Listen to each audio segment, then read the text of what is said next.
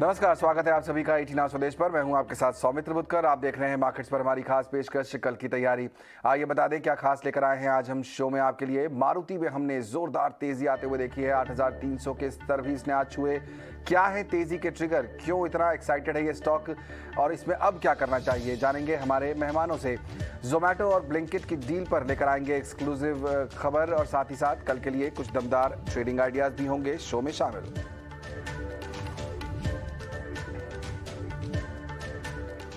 Weekly expiry के दिन हमने देखा बाजार में तेजी देखने को मिली। निफ्टी करीब 140 अंक चढ़कर 15,550 के ऊपर जाकर बंद हुआ। सेंसेक्स करीब 450 अंकों के उछाल के साथ 52,266 पर बंद हुआ। बैंक निफ्टी और मिड कैप इंडेक्स में भी अच्छी तेजी देखने को मिली। कौन से शेयरों ने दिखाया दम और कौन से शेयरों में रही कमजोरी, बता रही हैं मेरी सहयोगी प्रियंका उप्पल आनंद। जी देखिए, बिल्कुल आज बाजार में एक थोड़े से गैप के साथ ओपन अप हुई मार्केट। बड़ा लेवल जो था वो 15,350 को सपोर्ट बचाना था, वो सपोर्ट था, उसके पास बाजार आया ज़रूर, छुआ ज़रूर।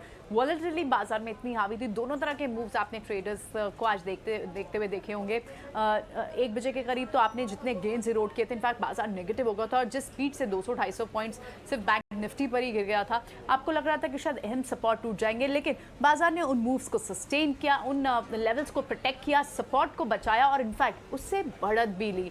15,600 के पास, लगभग 15,550 के आसपास अब सेटल हुआ है बाजार। आप निफ्टी को देख रहे हैं, यहाँ पर क्लोजिंग हुई है और क्लियरली आज जो बड़े मूव्स निकल कर आए हैं वो 2 स्पेसेस से निकल कर आए हैं। पहला है ऑटो। मारुति सुजुकी ने आज कंप्लीटली सरप्राइज किया। वन ऑफ द लीडर, जो सबसे बड़े बाजार में लीडरशिप जहां वो ऑटो पैक से आई। रिलायंस हालांकि आज बिल्कुल बैकफुट पे था, लेकिन Maruti Suzuki majorly on the back of strong weak yen, उसके चलते इनकी इनपुट कॉस्ट और कम होती है। हेडविंड्स कई सारे जो अब ऑटो पैक के लिए टेलविंड्स हो गए हैं।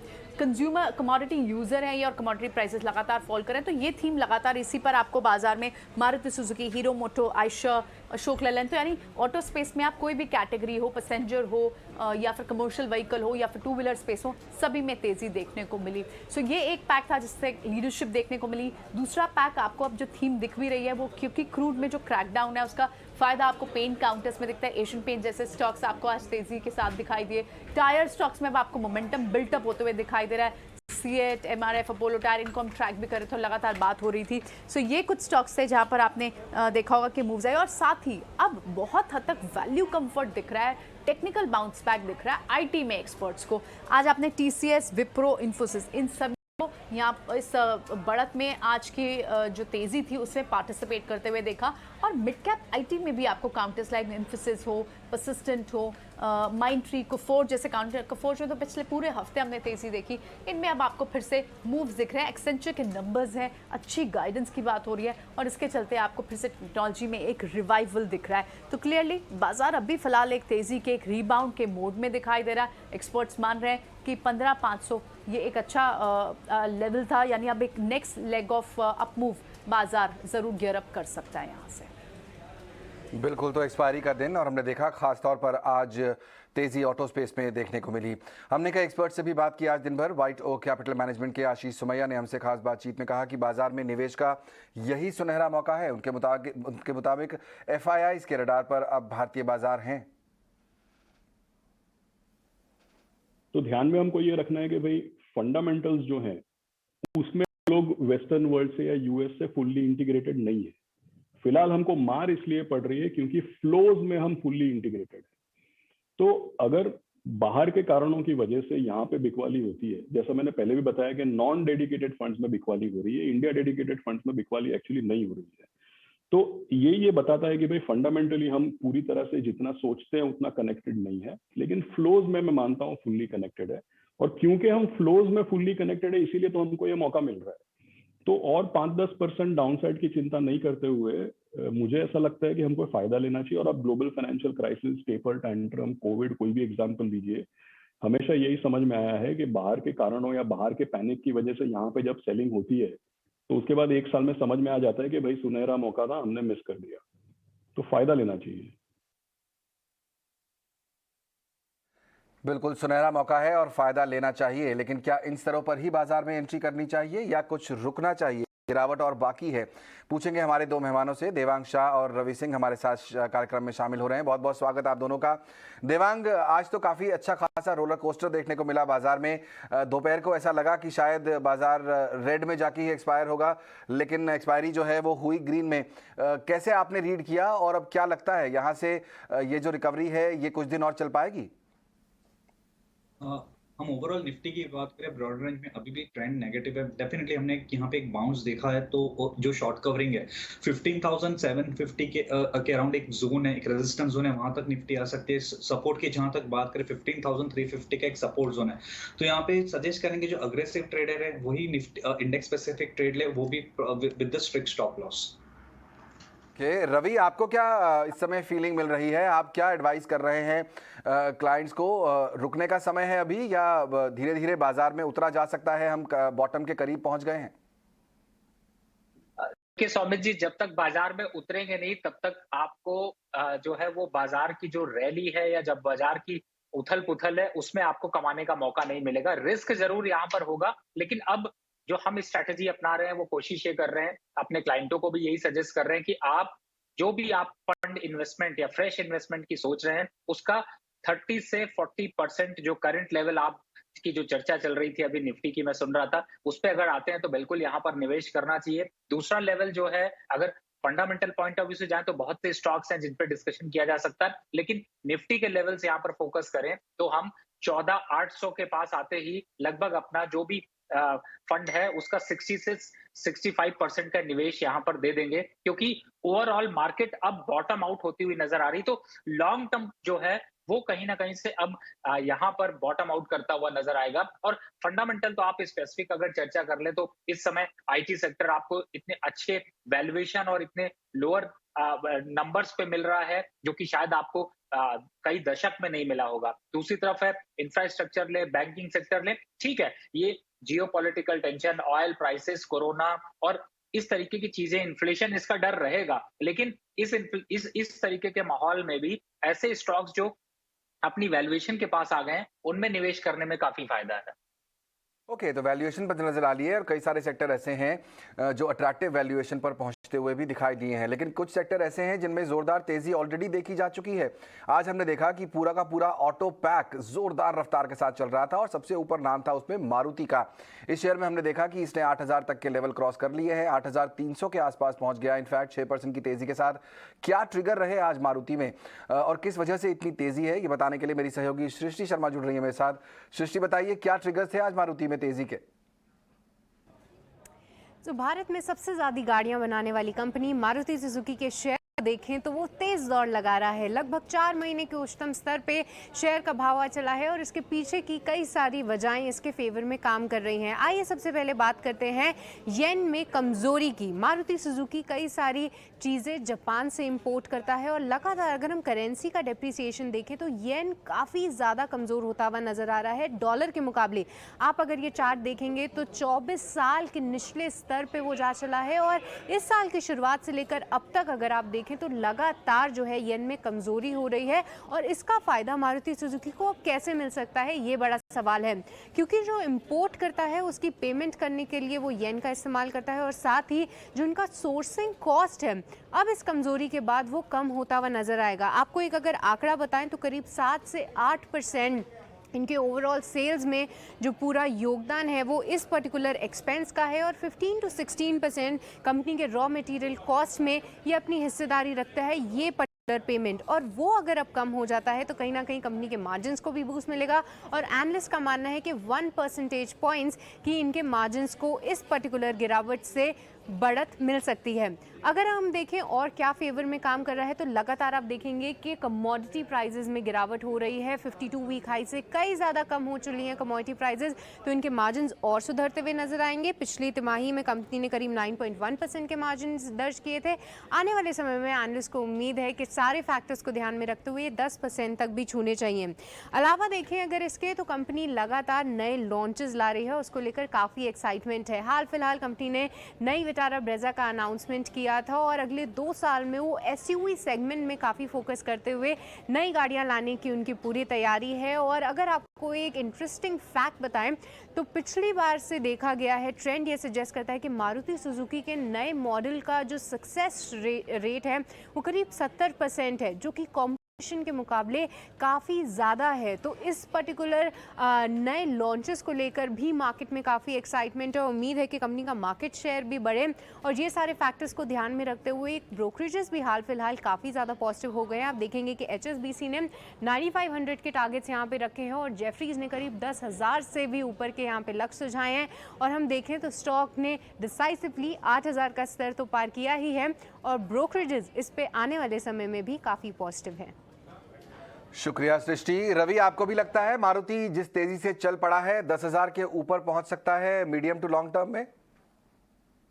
देखिए, शॉर्ट टू मीडियम टर्म में तो मुझे लगता है स्वामित जी अभी आपको ये लेवल 8,800 के दिख सकते हैं, यानी 6 से 6.5% की रैली करंट भाव से आपको नजर आएगी। तो अगर लॉन्ग टर्म में जो आपने बात की तो बिल्कुल है कि यहाँ पे जो जिस तरीके से स्ट्रॉन्ग फंडामेंटल डेवलप हो रहे हैं और सबसे बड़ी बात है कि मार्केट भी अब इस चीजों को पॉजिटिव तरीके से लेना शुरू कर रहा है। कमोडिटी प्राइसेस बिल्कुल यहाँ पे सृष्टि जी ने तो सारे फंडामेंटल बता ही दिए हैं। मुझे लगता है कि उनका जो इम्पैक्ट है ओवरऑल सेंटीमेंट को समझें तो जल्दी पहला टारगेट 8800 का और दूसरा टारगेट 9000 का और तीसरे टारगेट की तरफ जाए तो 92 और 9500 के टारगेट आपको आने वाले समय में अचीव होते हुए नजर आ सकते हैं। ओके, तो यहाँ पर लंबे नजरिए के साथ जाएं तो टारगेट्स काफी अच्छे दिखाई देते हैं, लेकिन देवांग शॉर्ट टर्म व्यू रखें तो चाहे मारुति हो, हीरो मोटो, आयशर, M&M, बजाज, टाटा मोटर्स, ये सारे नाम जो मैं ले रहा हूं सब ऑटो सेक्टर से हैं और निफ्टी के टॉप गेनर्स की लिस्ट है ये।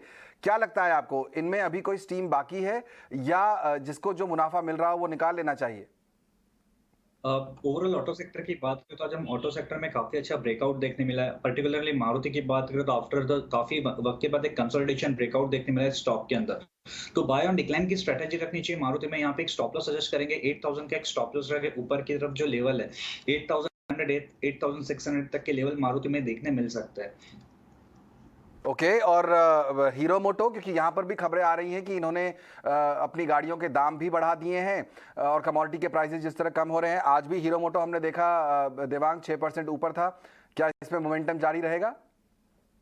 डेफिनेटली हीरो मोटो का आपका भी चार्ट देखिए तो उसमें भी एक वॉल्यूम के साथ ब्रेकआउट देखने मिला है स्टॉक के अंदर। अभी भी लगता है कि अपसाइड इंटैक्ट है स्टॉक के अंदर। यहाँ पे 2750 तक के लेवल्स देखने मिल सकते हैं। स्टॉप लॉस रखना है 2580 का। ओके, तो यहाँ पर भी शॉर्ट टर्म में अच्छे रिटर्न्स मिलने की उम्मीद। मारुति हो, हीरो मोटो, आज हमने देखा पूरे ऑटो पैक में जोरदार तेजी देखने को मिल रही थी, उसी का फायदा अगले कुछ समय तक शायद देखने को मिले। और आप स्टॉप लॉस और टारगेट्स ध्यान में रखिए, स्टॉप लॉस को स्ट्रिक्टली फॉलो कीजिए। देवांग, एक चार्ट और मैं आपसे कहूंगा देखने को, वो है रिलायंस इंडस्ट्रीज का। निफ्टी का टॉप लूजर है आज, करीब 1.5% नीचे जाके बंद हुआ है। क्या हो रहा है रिलायंस में? पिछले कुछ समय में तेजी अच्छी देखने को मिली थी, लेकिन फिर अब शायद कंसोलिडेशन दिख रहा है। और रिलायंस की बात करें तो ओवरऑल अभी भी ट्रेंड नेगेटिव है। स्टॉक में एक lower top lower term chart structure में शॉर्ट टर्म के देखने मिल रहा है। तो अभी भी लगता है कि थोड़ा बहुत डाउनसाइड इंटेक्ट है स्टॉक के अंदर। 2400 2380 तक के लेवल्स है जो सपोर्ट जोन है रिलायंस के लिए। जहां तक रेजिस्टेंस की बात करें 2520 एक रेजिस्टेंस जोन है रिलायंस इंडस्ट्रीज के लिए। ओके, तो अभी यहाँ पर रेजिस्टेंस लेवल्स भी आपको बताए हमने। रवि, आपसे पूछना चाहूँगा मैं एविएशन स्पेस पर आपकी राय, क्योंकि जिस तरह से एटीएफ के दाम बढ़ते जा रहे हैं, एयरलाइन इंडस्ट्रीज़ के जो हेड्स हैं वो कोशिश कर रहे हैं कि सरकार से बात करके कोई रास्ता निकाला जाए ताकि ये जो एक बड़ा खर्चा है, दर्शकों को बताना चाहेंगे कि जो एविएशन सेक्टर है एयरलाइंस के लिए, एटीएफ यानी जो उनका फ्यूल होता है वो उनकी 1/3 कॉस्ट होता है। जैसे जैसे वो बढ़ता जाता है जो है खर्चा कंपनी का उतनी तेजी से बढ़ता है और एटीएफ के दाम पिछले कुछ दिनों में बढ़े ही हैं। स्पाइसजेट जैसा स्टॉक है वो कमजोर दिखाई दे रहा है, इंटेग्लोब पर प्रेशर है, क्या करना चाहिए?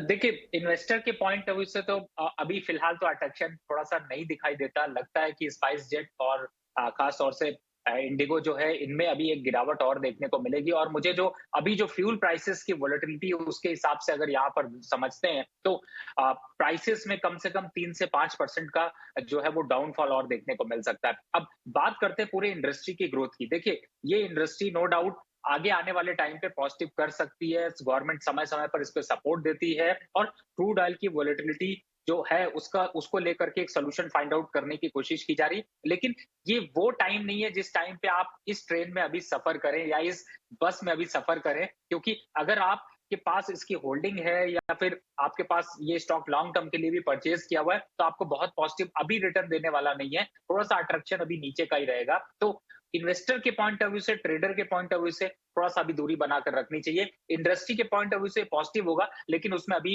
हो सकता है आपको आज 6 से 8 महीने या साल भर का समय लगे। कंपटीशन जैसे बढ़े वैसी चीजें दिखाई दें, कुछ और पॉलिसीज में चेंजेस हो जिसका बेनिफिट यहाँ पर देखने को मिल सकता है। तो आप ट्रेडिंग के लिहाज से, इन्वेस्टमेंट के लिहाज से थोड़ी दूरी बनाकर रखें। चलिए, तो जैसा कि हमारे एक और मेहमान ने कहा था हमारे ही शो पर कि एयरलाइन का टिकट खरीदिए, शेयर मत खरीदिए। फिलहाल एयरलाइन से दूरी बना के रखेंगे तो ही बेहतर रहेगा। एक और इंटरेस्टिंग खबर आपको बताते हैं। ईटी नाउ स्वदेश पर की एक और खबर पर मुहर लगती हुई दिख रही है। हमने बताया था कि Zomato quick commerce startup Blinkit को खरीद सकती है। जोमैटो का बोर्ड कल इस डील पर विचार करने वाला है। इस खबर पर और डिटेल के साथ मेरी सहयोगी नयनतारा राय जुड़ रही है मेरे साथ। नयनतारा, बताइए क्या डिटेल्स हैं आपके पास? ईटी नाउ स्वदेश के दर्शकों को मैं बताना चाहूँगी कि अगर हम जोमेटो की बात करें, आप एक काफ़ी बड़ा डाइल्यूशन देख सकते हैं, लेकिन ये होंगे ब्लिंकिट के शेयर होल्डर्स के लिए। हम इक्विटी डाइल्यूशन जिसकी बात कर रहे हैं वो ऑलमोस्ट 7% इक्विटी डाइल्यूशन। ये शेयर्स ट्रांसफ़र किए जाएंगे ब्लिंकिट के शेयर होल्डर्स। ब्लिंकिट, उसका नाम पहले ग्रोफर्स होता था, अब वो सारी डिलीवरीज 10 मिनट में करने की कोशिश कर रहे हैं, और यही है जो कंपनी जोमेटो खरीद रही है। ये होगा एक शेयर स्वैप 1:10 का, मतलब हर एक जोमेटो शेयर के लिए 10 ब्लिंकिट शेयर्स, और तभी इक्विटी डाइल्यूशन जो होगी वो 7% का होगा। ब्लिंकिट का सबसे बड़ा शेयर होल्डर है सॉफ्टबैंक। सॉफ्टबैंक को अब 3.5% से ज़्यादा स्टेक मिलेगा जोमेटो में। हमें ये भी बताया जा रहा है कि अगर हम ब्लिंकिट की बात करें, काफ़ी वैल्यू इरोजन हो चुकी है। अब पिछले साल जोमेटो ने जब इन्वेस्टमेंट किया था ब्लिंकिट में, वो $1 बिलियन प्लस से ज़्यादा था वैल्यूएशन। अब हमें बताया जा रहा है सिग्निफिकेंट वैल्यू इरोजन है, शायद $700 मिलियन से भी कम। तो आप देखते रहिए ईटी नाउ स्वदेश, हम आपके लिए सारी बड़ी खबरें ला रहे हैं सबसे पहले। बिल्कुल, बहुत शुक्रिया नयनतारा। तो यहाँ पर इक्विटी डाइल्यूशन की भी बात हो रही है। रवि, आप कैसे इस रीड करेंगे जोमेटो और ब्लिंकिट की इस डील की खबर को? और जैसा कि हम देख रहे हैं, जोमेटो पिछले कुछ समय से गिरता तो जा रहा था, कुछ संभलने की कोशिश शायद हो रही है। 70 रुपए के भाव पर आप लेना चाहेंगे जोमेटो? बहुत डिफिकल्ट है, क्योंकि देखिए जो डील हो रही है उसमें एक्सपेंस बढ़ रहा है, और एक्सपेंस बढ़ रहा है तो इनके जो एसेट है उनमें भी फर्क आएगा, बैलेंस शीट पे भी उसका फर्क होगा। तो थोड़ा सा इस डील को मैच्योर होने तक अभी इंतजार करना चाहिए। डिप की बात करें, देखिए फंडामेंटल अभी यहाँ पर बहुत ज्यादा डेवलप ऐसे होते हुए नजर नहीं आ रहे। न्यूज की इंपैक्ट की वजह से वॉलेटिलिटी थोड़ी बढ़ सकती है, और जो डे टू डे ट्रेडर हैं उनके लिए अट्रैक्शन हो सकता है कि आपको 75 के लेवल इसमें मिल सकते हो, और आप 70 के भाव पे खरीदे 75 पे निकल जाएं। लेकिन लंबा निवेश अभी यहाँ पर नहीं बनता है, क्योंकि जो सिचुएशन है जिस हिसाब से स्टॉक में लगभग जो है वो करेक्शन 100% का एक तरीके से देखा जाए मिला। 150 का रेट था, आज लोएस्ट साइड पे 50 रुपए तक का भाव आपको देखने को मिल चुका है। तो इतने बड़े करेक्शन और बैलेंस शीट सपोर्ट नहीं दे रही है, एक्सपेंसेस आप बढ़ा रहे हैं, तो थोड़ा सा उसका भी निगेटिव इंपैक्ट रहेगा। तो ट्रेडिंग के पॉइंट ऑफ व्यू से आप ले सकते हैं, लेकिन इन्वेस्टमेंट पॉइंट ऑफ व्यू से थोड़ी सी दूरी बनाकर रखूंगा। ओके, देवांग, आप कोई कॉल देना चाहेंगे जोमेटो पे? क्योंकि ट्रेडिंग की तरफ से यहाँ पर रवि कह रहे हैं कि ट्रेडर अगर आप हैं तो अप्रोच कर सकते हैं। आप कोई कॉल देना चाहेंगे? जी, जोमेटो के ओवरऑल चार्ट स्ट्रक्चर की हम बात करें, ब्रॉडर रेंज में ट्रेंड अभी भी नेगेटिव है। लास्ट फ्यू डेज से कुछ कंसोलिडेशन देखने मिल रहा है, बट जनरली इस तरीके के स्टॉक को अभी अवॉइड करना चाहिए in this particular market. Okay, तो दोनों मेहमान मेरे कह रहे हैं कि अवॉइड करेंगे तो ठीक रहेगा। इस समय बहुत सारे और मौके हैं, उनमें से एक मौका मुझे दिखाई दे रहा है, क्योंकि कच्चा तेल गिर रहा है। हम देख रहे हैं अपने जो हायर लेवल बनाए थे पिछले 8-10 दिन पहले, वहां से गिरता हुआ दिखा, कुछ 15 से 20% गिरा है कच्चा तेल। और जिन कंपनियों के लिए कच्चा तेल रॉ मटेरियल होता है उनको फायदा होता दिख रहा है। एशियन पेंट्स पर नजर डालिए, ये स्टॉक आज 3.5% ऊपर जाकर बंद हुआ है। देवांग, एशियन पेंट्स पर क्या व्यू बन रहा है इस समय? 2700 के आसपास बाय कॉल होगा या नहीं? एशियन पेंट की ओवरऑल बात करें तो एक सपोर्ट जोन से प्रीवियस जो सपोर्ट था उसको एक सपोर्ट वापस एक अपसाइड रिज्यूम किया है। एक कंसोलिडेशन जो हो रहा था पिछले कुछ दिनों में, उसको एक ब्रेकआउट देखने यहाँ पे थोड़ा आई वुड से कि अपसाइड इंटैक्ट है। 2850 2880 के जो लेवल्स है वहां तक के आ सकते हैं स्टॉक। यहाँ पे सपोर्ट की बात करें, 2620 का एक सपोर्ट जोन है एशियन पेंट के लिए। ओके, तो ये है ट्रेशन पेज पर स्ट्रैटेजी, सपोर्ट और यहाँ पर टारगेट लेवल। रवि, एक स्पेस और जिसकी बात आपने भी पहले कही थी वो है आईटी। हमने देखा जिस तरह से रुपया कमज़ोर होता जा रहा है लगातार, आईटी के लिए तो यहाँ बेनिफिट ही दिख रहा है। और आज हम देख रहे थे टीसीएस, विप्रो, इन्फोसिस सब जो हैं वो 1.5 से 2%, 3% ऊपर बंद हुए हैं। इस समय कैसे अप्रोच करना चाहिए आईटी को? बड़े प्लेयर्स के साथ रहे या मिड कैप जहाँ पर रिस्क ज़्यादा है तो रिवॉर्ड भी ज़्यादा मिल सकता है, उनके साथ जाएं? बहुत अच्छी बात कही। मैं अगर स्वामी जी एक सेकंड आपका लेना चाहूंगा, मैं रूपी का भी व्यू यहाँ पर लोगों को शेयर करता हूँ। देखिए, इस समय रूपी में जो इक्विटी मार्केट में जितनी हलचल चल रही है वो रूपी में थोड़ी कम देखने को मिल रही है, लेकिन रूपी अभी एक डाउन ट्रेंड की तरफ है, यानी कि आपको वीकनेस की तरफ दिखाई दे रहा है। और 80 के लेवल शायद मेरे ख्याल से आने वाले महीनों में अचीव होते हुए नजर आ सकते हैं। हालांकि स्ट्रॉन्ग फंडामेंटल के साथ है, $600 बिलियन का एफएक्स रिजर्व है। अगर आरबीआई कुछ स्टेप लेती है तो ये सीरीज और थोड़ी लंबी होगी, मतलब 3 महीने, 6 महीने, 8 महीने की तरफ जाएंगे, लेकिन 80 के लेवल की प्रोबेबिलिटी यहाँ पर बनती हुई नजर आ रही है, जो आपको 78-30 के लेवल अभी दिख रहे हैं। तो आगे का सेंटीमेंट यहाँ पर वीक है। अब इसका आईटी सेक्टर में फायदा, अब देखिए मिड कैप में करेक्शन भी हो चुका है, लार्ज कैप में भी बराबर करेक्शन आपको देखने को मिला है। तो स्वामी जी, लार्ज कैप में वॉलेटिलिटी और प्रोबेबिलिटी थोड़ी स्ट्रांग है, और सबसे बड़ी बात है कि बड़े स्टॉक के साथ चलते हैं तो आपको फायदा भी ज्यादा मिलेगा और रिस्क कम होगा इस समय के जो सिनेरियो बनते जा रहे हैं। तो अपने पोर्टफोलियो का अगर आप ₹100 का इन्वेस्टमेंट करना चाहते हैं, और मैंने पहले बताया कि ₹30 इस समय लगाने हैं, तो आपका सेगमेंट में कम से कम 25 से 30% उस सेगमेंट का आपका आईटी सेक्टर में होना चाहिए। दिग्गज स्टॉक में रहिए, जब फास्ट ट्रेंड चलेगी तो आप दिग्गज स्टॉक में रहेंगे, आपको अच्छे रिटर्न्स मिलेंगे। अब दिग्गज स्टॉक में आप टीसीएस है, विप्रो है, इन्फोसिस है और टेक महिंद्रा, ये पहली चॉइस है जिनमें कि आप जो है वो इन्वेस्टमेंट करेंगे। आपको अट्रैक्शन लेवल पे मिल रहे हैं और इनमें काफी अच्छा एक करेक्शन भी देखने को मिल चुका है, तो मुझे लगता है कि आपके रिटर्न्स जो है वो मल्टीप्लाई हो सकते हैं। चलिए, तो यहाँ पर अगर आपको आईटी में इंटरेस्ट है तो दिग्गजों के साथ ही रहिए। टीसीएस, इन्फोसिस, टेक महिंद्रा जैसे स्टॉक्स यहाँ पर बताए हैं रवि ने, यहाँ पर आप नजरिया रखिए, लंबा नजरिया रखिए, आपके रिटर्न्स और बेहतर होने की संभावना है। लेकिन शॉर्ट टर्म में क्या, कल का जो ट्रेडिंग सेशन है, हफ्ते का आखिरी दिन, उस दिन आपको कौन से शेयरों पर फोकस करना चाहिए वो जानेंगे हमारे मेहमानों से, क्योंकि वक्त है अब वीआईपी शेयर्स का।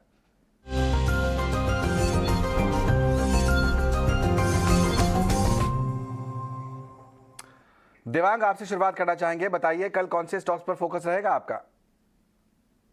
हमने यहाँ पे ऑटो सेक्टर की बात की। आज जैसे ऑटो सेक्टर में एक अच्छा हमने ओवरऑल हमने काफी अच्छा ब्रेकआउट देखने मिला। यहाँ पे एमएनएम, महिंद्रा एंड महिंद्रा ने काफी अच्छा एक पैटर्न अगर देखें shorter term to medium term, काफी एक अच्छा high top high bottom chart structure में है। आज हमने देखा है कि काफी अच्छा एक सपोर्ट लेकर स्टॉक ने अपसाइड रिज्यूम किया है। तो हम एमएनएम खरीदने की सलाह रहेगी। स्टॉप लॉस यहाँ रखना है 993 का, टारगेट है 1062 का। ओके, एमएनएम खरीदने की सलाह यहाँ पर 1062 तक के टारगेट है, 993 का स्टॉप लॉस जरूर लगाइए। स्टॉक में हमने आज भी तेजी देखी है और कल शायद ये जारी रह सकती है। रवि, आपकी तरफ से कौन से आइडियाज होंगे? स्वामी जी, मेरे तरफ से आइडिया 2 हैं। एक बैंकिंग सेक्टर है, और मेरी कोशिश ये होती है, सबसे पहले तो मैं ये बताऊं कि मैं ट्रेडिंग पॉइंट ऑफ व्यू से भी सोच के चलता हूं कि आपको कल और लंबे समय में भी रिटर्न मिले। अगर पोर्टफोलियो में छोड़ दें तो कम से कम आपको अच्छी एक रिटर्न मिल सके। पहला स्टॉक है बैंक ऑफ बड़ौदा। 1% आज तेज रहा है, कल भी ये आपको 2 से 2.5% तक का रैली दे सकता है, तो आप इसमें निवेश कर सकते हैं। रिस्क रिवॉर्ड रेशियो बहुत अच्छा है, और 6 महीने का व्यू अगर रखते हैं, 8 महीने का व्यू रखते हैं, तो ये 120-25 के लेवल दिखा सकता है। और रिटर्न पॉइंट ऑफ व्यू से देखते हैं तो कम से कम 25 से 30% का रिटर्न आपको आसानी से मिल सकता है। फंडामेंटल स्ट्रांग है, पी पे अच्छा है, बैलेंस शीट की इस समय बात करना बहुत ज्यादा सुटेबल नहीं है, क्योंकि ओवरऑल सभी मार्केट में करेक्शन है। तो अच्छे स्टॉक्स में एक ये कैटेगरी आप शामिल कर सकते हैं। दूसरा स्टॉक है मेरा इंडियन होटल। गिरते मार्केट में भी गिरा नहीं, जो अभी छुट्टियां चल रही हैं उसका फायदा अगली बैलेंस शीट में देखने को मिलेगा। तो स्कूल कॉलेजेस का जो जितने लोग अभी टूर कर रहे हैं, कोविड के केसेस कम है, तो यहाँ पर अभी ये पूरा का पूरा इम्पैक्ट इसमें देखने को मिल रहा है सर्विस सेक्टर में। और अभी का जो टारगेट है वो 255 का है। कल के पॉइंट ऑफ व्यू से समझते हैं तो कल भी आपको ये 230 और 228 के लेवल दिखा सकता है। खुलते ही बाय करने का मौका मिलेगा। मुझे लगता है कि आप ये आइडिया पे काम करेंगे तो आपके लिए लॉन्ग टर्म हो, शॉर्ट टर्म हो या इंट्राडे के हिसाब से कर रहे हो, आपको 2 स्टॉक आपके पोर्टफोलियो में 4 चांद लगा सकते हैं। ये बहुत बढ़िया, शॉर्ट टर्म या लॉन्ग टर्म जैसा भी व्यू है आपका, 2 बैंक ऑफ बड़ौदा और इंडियन होटल, इन दोनों में बाय कॉल है रवि की तरफ से। बहुत बहुत शुक्रिया रवि और देवांग, समय निकालकर आज शो में शामिल होने के लिए। कल की तैयारी को भी हम यहीं समेटेंगे। पूरी टीम को दीजिए इजाजत। हम लेंगे एक ब्रेक, लेकिन आप कहीं मत जाइए क्योंकि खबरों का सिलसिला लगातार जारी है ईटी नाउ स्वदेश पर।